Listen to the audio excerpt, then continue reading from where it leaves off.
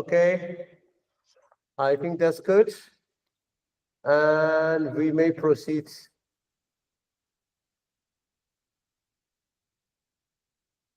Okay. All right. Hello, everyone. Thank you very much, Mete, for the invitation. It's an honor for me to be here at Işık University. I prepared a presentation about how to make blockchain projects. That is something I've been doing for a long time, for, let's say, most of my professional life. I've been teaching at Prague University of Economics and Business in Czechia since 2014, which was great because there were no crypto projects or crypto lectures at the universities. I think we were the first class globally on the economics of crypto and altcoins. I know there were two other courses at University of Nicosia in Cyprus and at Princeton, but they were technical. While I was focused on the business and about on how to make the projects, how to make the things work. So how did I get to teach crypto? I was studying the economic university when there was the big credit crunch in 2008, and everybody blamed the banks for the financial crisis. And we were looking for alternatives. I studied alternative currencies in the history and alternative monetary proposals. I was designing currencies in computer games.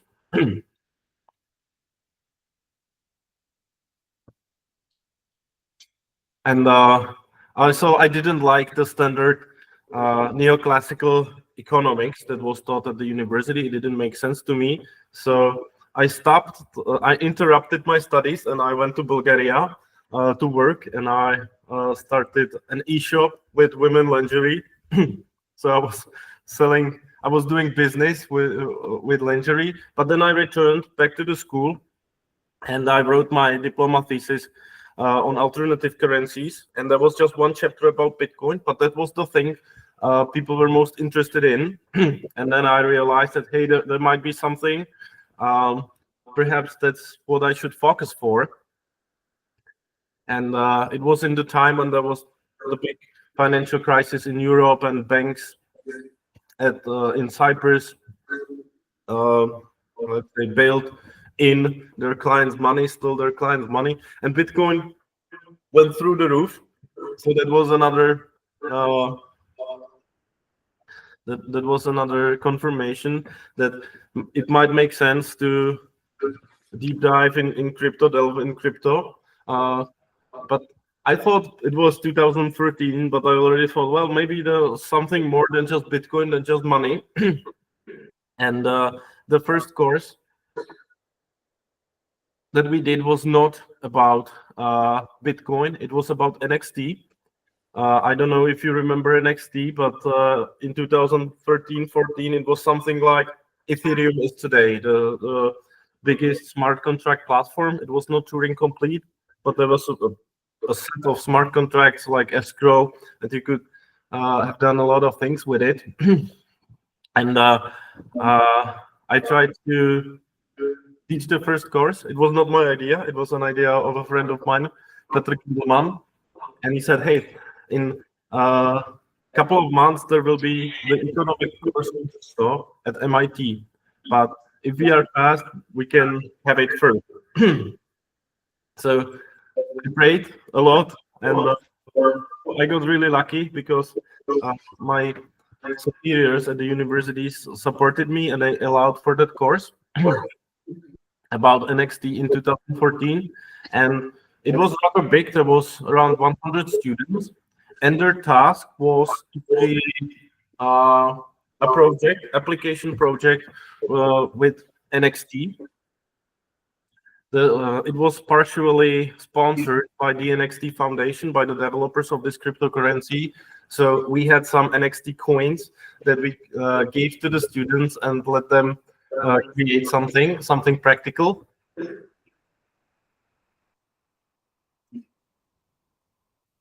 And because this rather successful, some 6 projects were created, and at the end of the semester there was a discussion, a teleconference with the developers and founders of NXT. So it was rather successful. So the university supported me in creating a normal regular course on crypto that I've been teaching since 2015. And an interesting thing there, I don't know if you do that in your course, but I don't give marks to my student directly in the information system of the university, but I created activity points or marks for the students as tokens. So they need to learn how to use the wallet and take care of their marks, because if they lose the private keys, they lose access to their wallets, or they don't make a backup of their seed, they just fail the course because they don't have marks. But at the same time, they can use the activity points to buy tickets for crypto conferences, which is also sponsored by the conferences and stuff. So it works quite nicely, and it's rather practical. In 2016, I went to London to study at Kingston University, which is the most leftist school in the UK, and also the most heterodox. So I learned some new skills in modeling the economics. My teacher was Professor Steve Keen, who's the guy who won the prize for the best prediction of the 2008 crisis using a stack flow consistent modeling, which is a dynamic or systemic approach to studying economics. And I wanted to apply it to alternative currencies. Hey, what would happen to the European Union if it used gold or Bitcoin instead of euro? Or what if we didn't have austerity measures? Or what if we had universal basic income? Stuff like that. But I always wanted to keep it practical, because next to being the teacher, I'm also an entrepreneur. I co-founded Outlet, which is a company doing a couple of things in crypto, but the main thing, it's not really trading. It's part of it is trading, but the main thing is modeling of the business plan, assessing tokenomics models to keep the project economically sustainable. Because you know that most of crypto projects are pump and dump schemes, and they raise toxic expectations, but they don't deliver. And I will get to that soon in the presentation. Yeah, I also leverage the academia, and being the teacher helped me to get to interesting conferences doing business. I went to Swell conference by Ripple to San Francisco, where the keynote speaker was Bill Clinton, the former president of the United States. So I made a photo with Bill Clinton. Yeah, there's like 200 meters between us, but still. And I also participated in a couple of European projects in Brussels and the European Commission, for instance, creating a system for university diplomas at the blockchain. Right now, I'm participating on the European Blockchain Services Infrastructure project for creating a blockchain platform for issuing corporate bonds as NFTs to support the capital market, the small and medium enterprises for selling their corporate bonds. Yeah, but now I'm getting to the other course, which is purely practical. It's called Bitcoin and Blockchain Practical Seminar. And here the students learn to build their career, to do something in crypto, like making projects, making business. So in every class, maybe it's similar to what you learn. They learn to create tokens and identifying the utility. We have a free market when people bring some stuff from their home countries because they're international students and they exchange it for Bitcoin Lightning. We have a trading competition running for a couple of weeks. on a demo account, of course. We have a lot of guest speakers. Your teacher will be our guest speaker, and I'm really looking forward to it. And the most important thing is that the students in groups are supposed to come up with their own project, and then in the middle of the semester, which is this week, in 2 days, they will be presenting it outside of school. We have this innovation week. During the innovation week, students do something extra, not normal lectures, and they go to a hub and present or pitch their ideas to people from the companies. So we invite some industry experts, people from successful crypto companies, finance, for instance, and people from banks, even people from the police, and they feedback to the students, and then they have another 3 months to kickstart their projects based on the feedback they get. And I have quite good experience with that. Some of the students started their own successful businesses like podcasts or startups, or they got internships and then jobs in crypto companies. So that's what I like about the project, or about the teaching, that the students get the opportunity, and some of the students even work with me in Outlift. And the only thing the students cannot do is write essays. Writing like theoretical stories or essays, that's forbidden. And if the students still decide to write an essay, you don't get any marks. So that's rather tough, but I really want to keep it practical. This is an example of a presentation by one of the teams that this semester they will be presenting it in 2 days. A VODAO. So what are they supposed to do? What are the things to focus on in the pitch? The problem. What problem does the project solve? So why should it exist? Why should anyone care?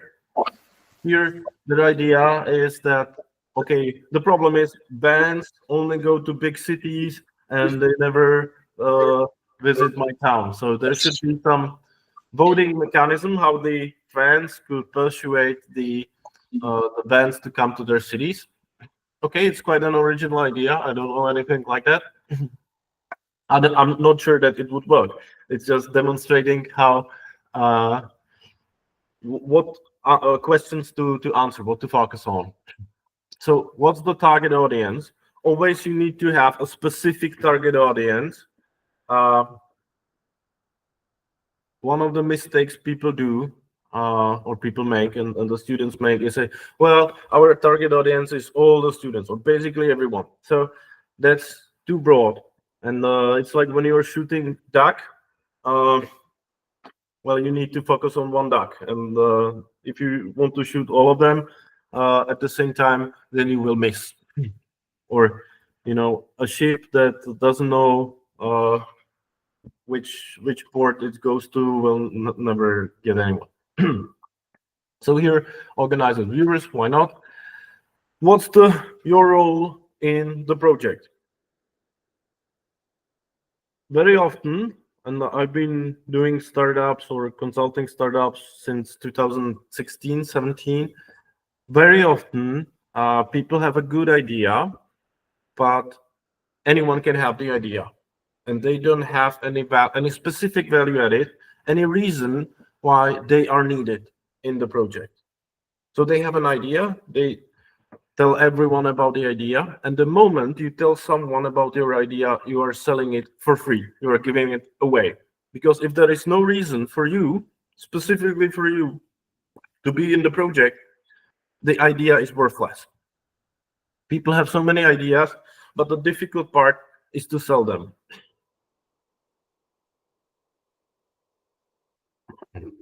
And to make yourself and your team useful.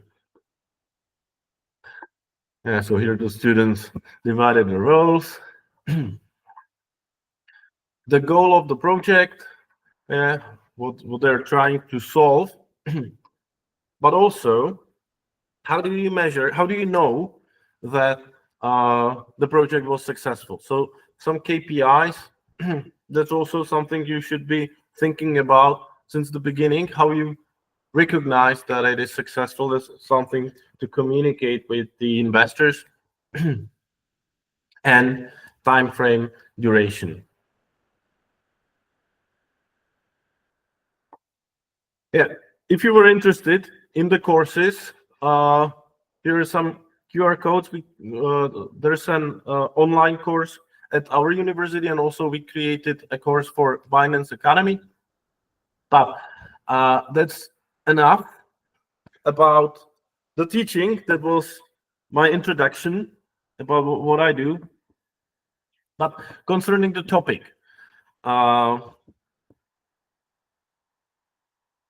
not so much today, but 2016, 18, 19, in the previous bull market, people thought that blockchain was a panacea, that it is a cure for every disease. And if you type blockchain can solve to Google, you would get like 6,000 entries. Blockchain can solve cancer, it can save the whales and stop global warming, and everything. So it was a buzzword, and something like the AI is a buzzword today. But of course, blockchain cannot solve that many things, and it's not that useful.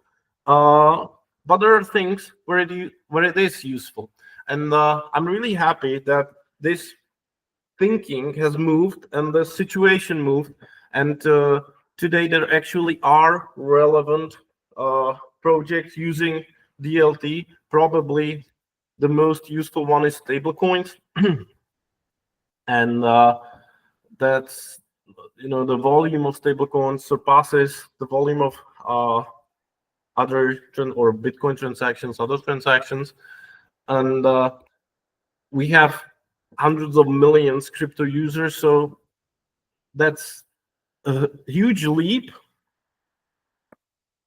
But the biggest leap for me is in the actual utility, that there are projects using crypto in a meaningful way and not just talking about it. A few years ago, big companies like Maersk said, hey, we are using blockchain, blah, blah, blah. But it was a lie. They just said it because they wanted to look like they are in the 21st century and they are modern and knowing the trends.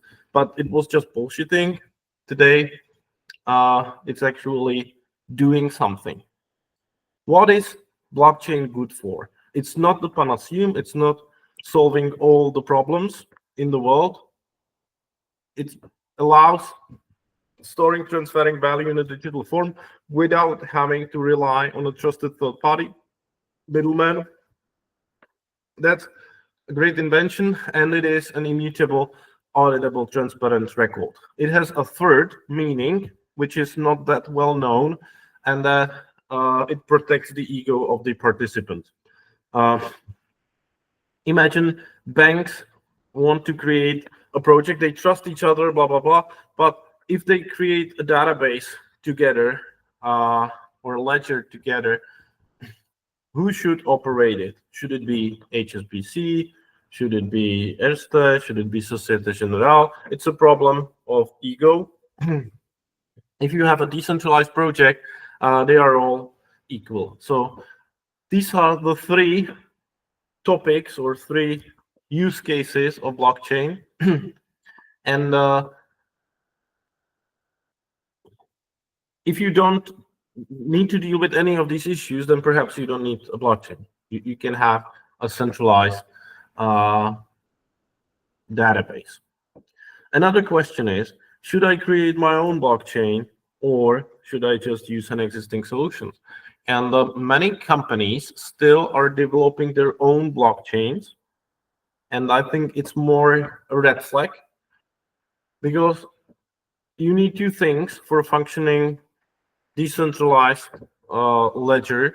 And yeah, that's the technology. That's something you can just copy and flip. But then you need to have enough incentivized and independent, motivated nodes. That's why most projects run on existing blockchains, and I think it's a red flag when someone creates their own blockchain. There might be companies that create highways or roads, they create the infrastructure, but these are different companies than those who create the cars that run on the highways. So if somebody wants to create a car and builds the highway, the blockchain for that, I'm not saying it's always a bad idea, but usually it is a bad idea. Blockchain is not super cheap or super fast or efficient compared to modern MySQL or SQL databases, but the advantages is it's transparent, permanent, immutable, and solves the problem of trust. And I'm asking again, if you are building a project, do you need it?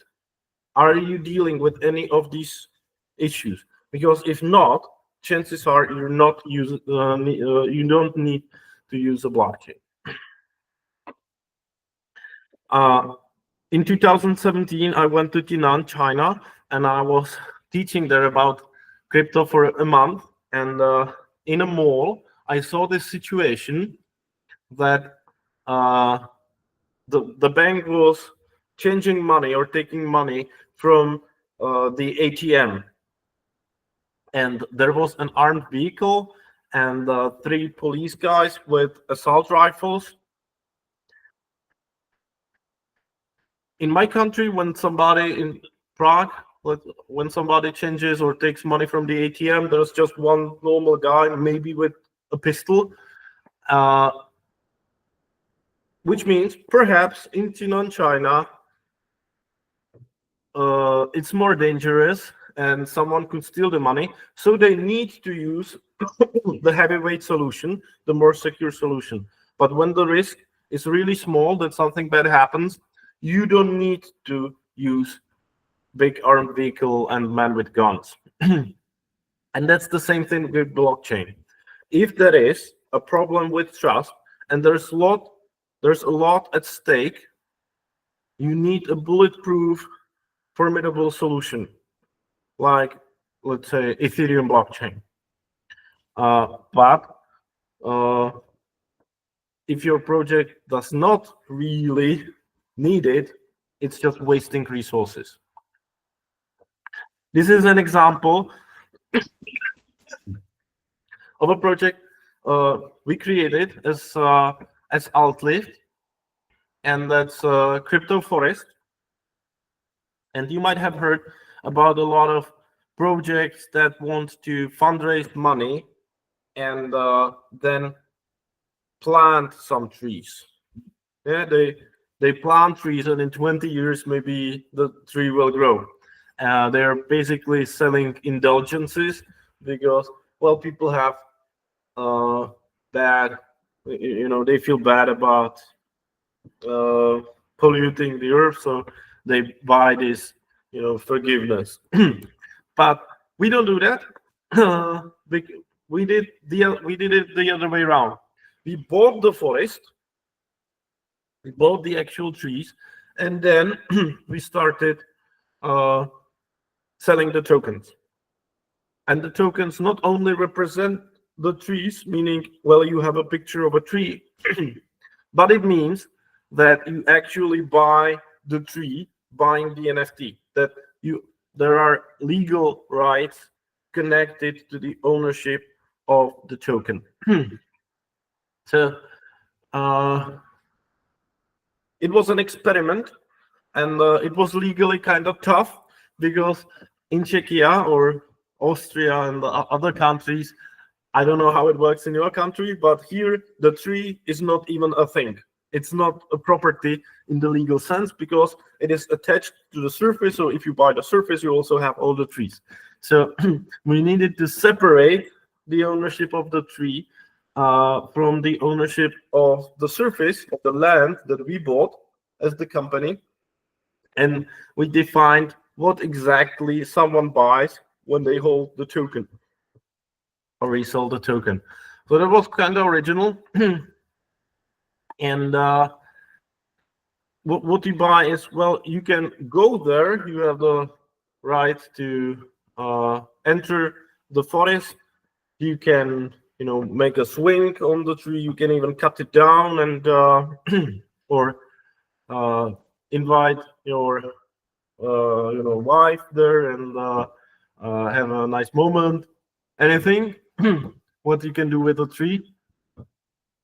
And and we created an auction selling it. The point is that you could buy the tree with either stable coins or crypto, but also fiat. So we had to create a solution that transfers the fiat payment to the blockchain, that carries the information for the oracle, so that in the auction you can either pay digital currency or cryptocurrency or fiat currency, and still the smart contracts operates and knows who's the highest bidder. So it was rather interesting. Here are the target groups. As I said, there must be specific target groups, and that's about the crypto forest. Now let's talk about tokenization, because there are high hopes, high expectations for tokenization. People believe that, and when I say people, I mean World Economic Forum or Boston Consulting Group, these big analysts, they are saying things like, by the end of our decade, 10% of global economy will be tokenized. I don't really think so. I think it's exaggerated. And even if we see how many dollars or how much money was invested in tokenized projects or ICOs and stuff, it's tremendous amount of money compared to the actual price or value or utility that we got. There are high expectations, and that makes sense. That's what we do. We consult companies that want to tokenize something, but we play the devil's advocate. We tell them, well, but you have these expectations, but maybe the blockchain is not the solution for you. And in like half cases it is, half cases it is not, and then we at least save the client money. So the expectations is to have more users, high retention of the users, which I think are good expectations, that you should use the tokenization to increase the quality of the product or the experience, improve the experience for the users.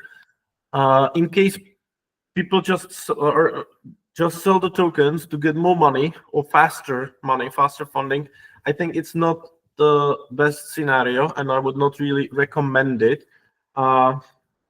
It's better, I say that it's always better when you have a functioning service, something that already works, and then and only then you add some tokens. So that means that your business is about the business, the service, not about the token. When the token becomes the business, I think it's very often at the expense of the overall service for the clients.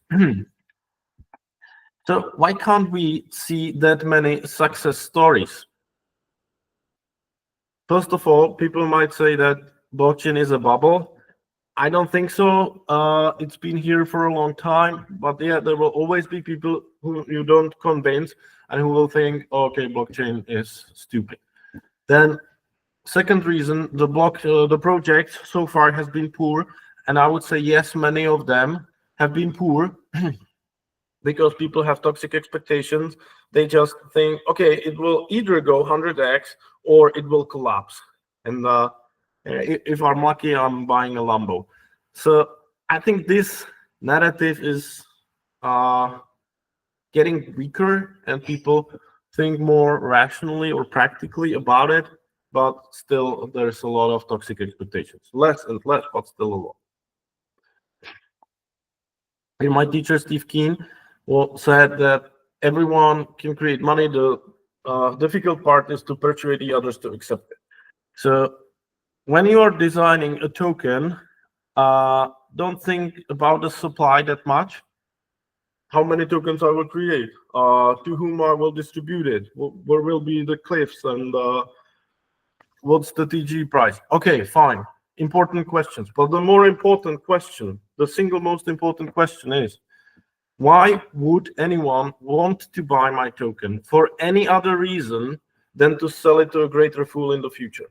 Because that's pure speculation.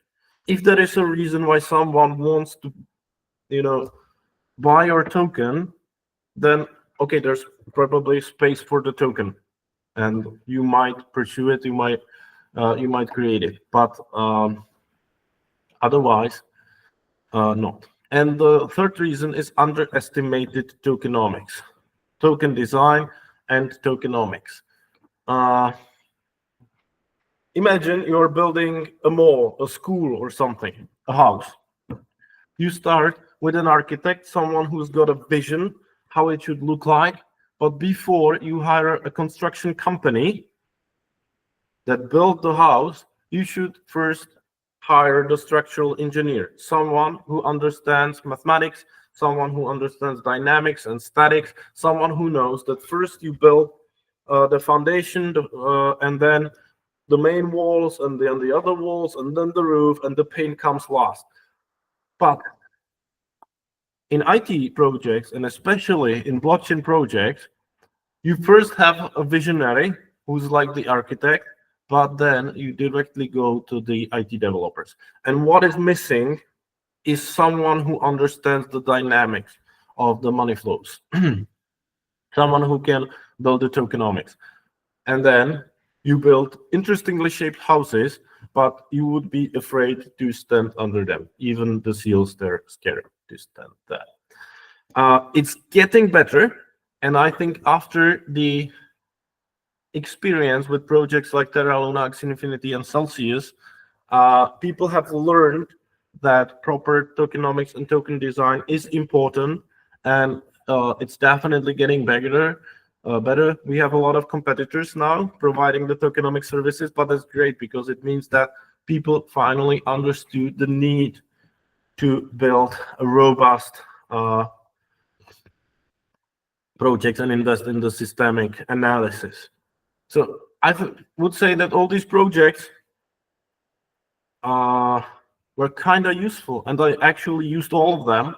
I used Terra Luna for the UST, a stablecoin. I used Celsius to borrow money against my crypto for tax reasons, and I even played Axie Infinity. So all the projects were kind of useful, not just speculative bubbles, but because they failed to build sustainable tokenomics, they failed tremendously.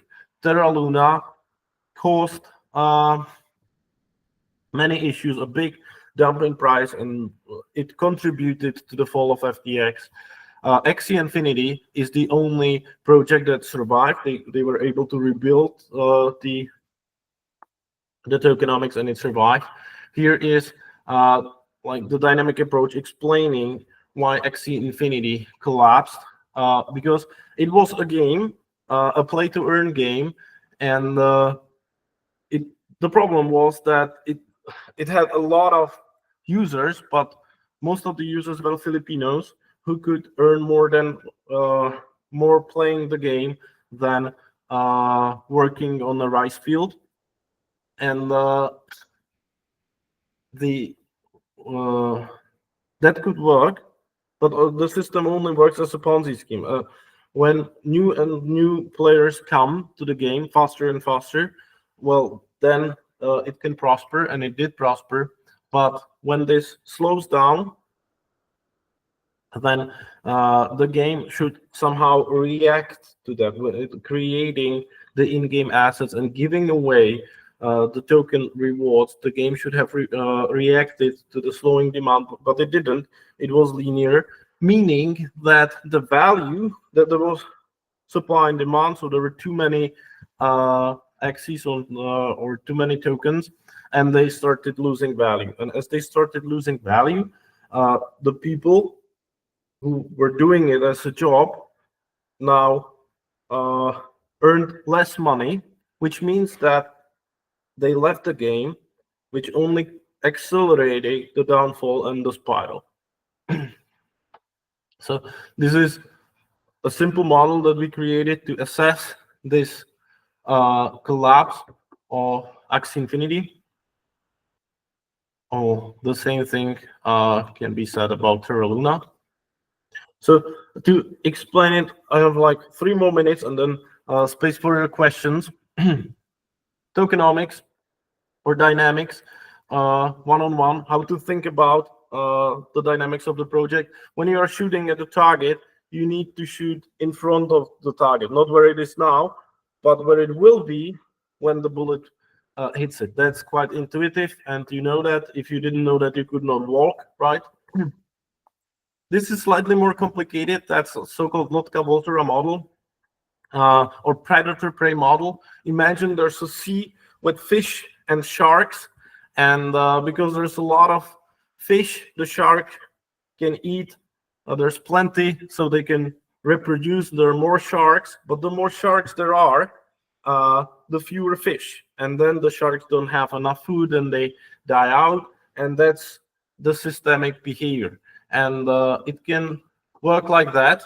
Maybe there will be some kind of a repeating pattern, but maybe the sharks the shark population grow too much or too fast. They eat all the fish and then they all die starving. So that's not that, but it's still quite intuitive, and you can imagine it. Unlike in mainstream economics, there will never be, in reality, there never will be a stable equilibrium. A stable equilibrium in normal economics, it's something automatic. In reality, it's extremely rare. Normally, you would have dynamic systems doing something like that, or more complex, more complicated. If you have more complicated ecosystem with not just fish and shark, but more animals, then there is no way how our brains, how intuitively we can figure it out. So that's why we need modelings. This is an example. You might have heard about the story from China, when they have overgrown population of sparrows, of the birds. So they gave people money for bringing dead sparrows. So they took, sticks and killed a lot of sparrows. But then the vermin and the rats population overgrew because they didn't have the natural predator, the sparrows, anymore, and it ate even more crops, and it caused a famine, which was an unexpected outcome of underestimated imagination or systemic approach. So there are softwares you can use for that. The one we use is called Minsky. It's almost for free. It used to be for free. Now it's like for $5 or something. Or Machinations. And of course, the good thing is it uses a graphical canvas, but what runs under it is normal mathematics equations, differential equations. That's it. I said 40 minutes. It was 40 minutes. Thank you very much for listening, and now it's space for your questions.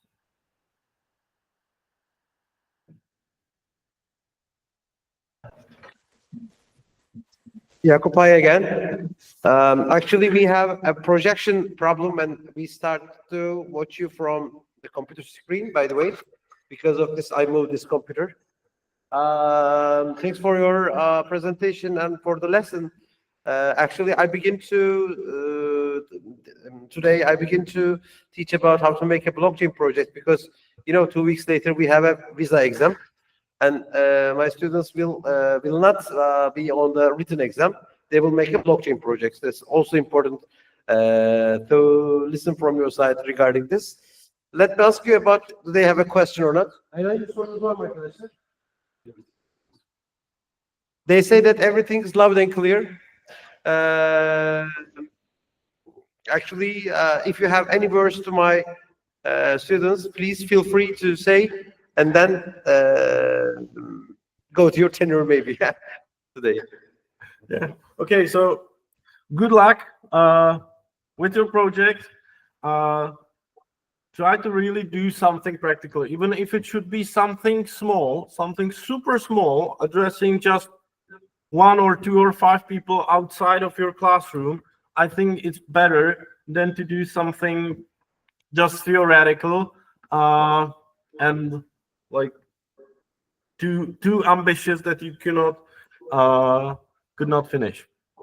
That's it. Okay, thank you very much for your presentation and for the lesson. See you next week on your not next week. 2 weeks later. 2 weeks later. Mhm. Yeah, 2 weeks later on in the same lesson maybe for blockchain history. Thank you very much. Thank you. Bye bye. Thank you. See you. Bye bye.